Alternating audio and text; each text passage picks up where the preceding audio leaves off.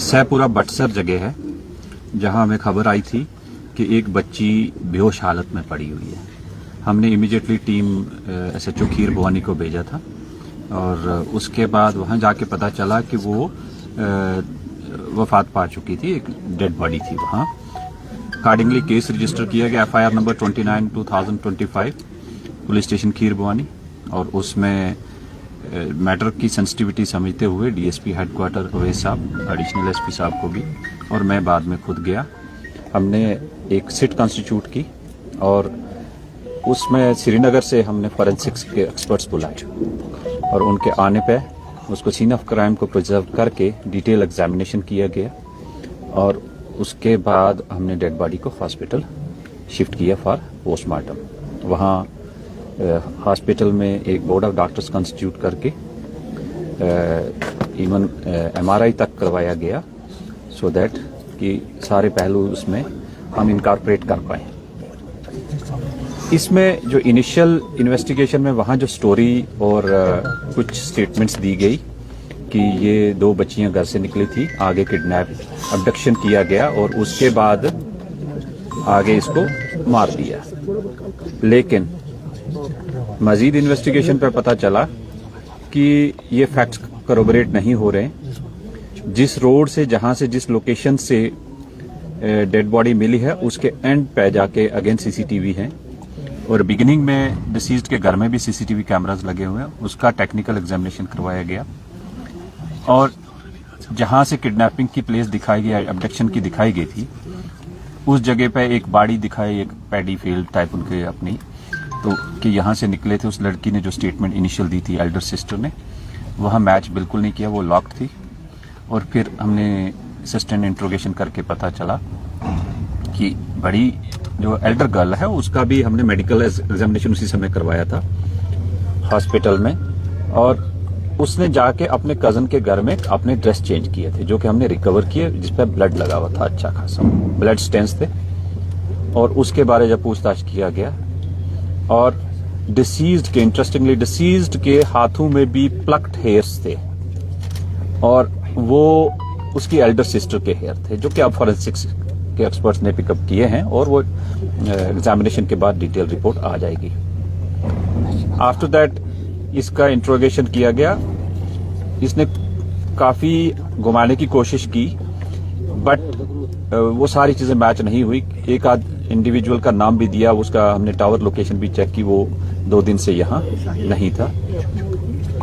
There after she sustain interrogation के बाद admit किया कि उसने ये अपनी सिस्टर को जब वहां अपनी जमीन में ले गए थे उसके साथ वाली जगह पे, उससे पहले दिन अपनी मदर के साथ जाते हुए उसकी घड़ी रह गई थी वहां, उसको ढूंढने के लिए गई, वो मिली और छोटी सिस्टर के साथ अल्टरकेशन हुई और फिट ऑफ रेज में उसमें एक दूसरी को इनने पंचेज मारे। देर आफ्टर एल्डर सिस्टर ने एक वहां से रॉड उठा के, वुडन रॉड स्टिक, उसके सर पे मारी, वो बेहोश होगी।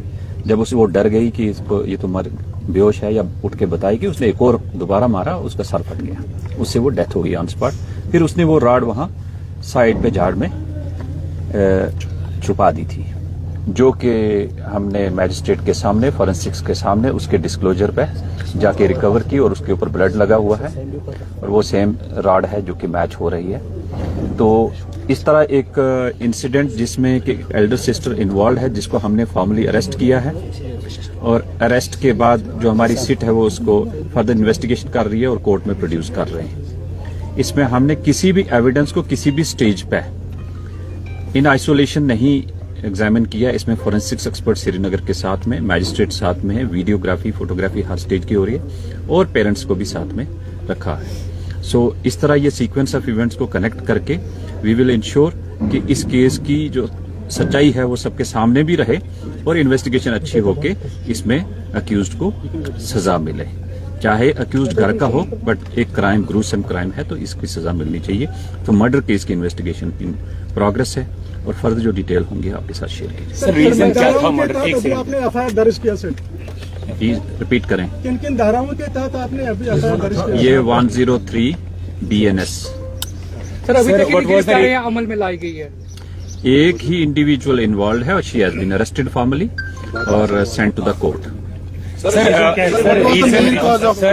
what was the reason of altercation? What was the reason behind the murder? इन बच्चों के टेम्परामेंट बहुत हाई थे और माइनर अल्टरकेशन पे उनका स्कफल हो गया और उसके चलते उसने writ of fit of rage में उसके एक राड से सर पे मार दिया और उसको डर के मारे कि अब ये घर में ना बताए, उसने उसको जान से मार दिया। सर, क्या इस केस में और भी अरेस्ट मुतवक्का है?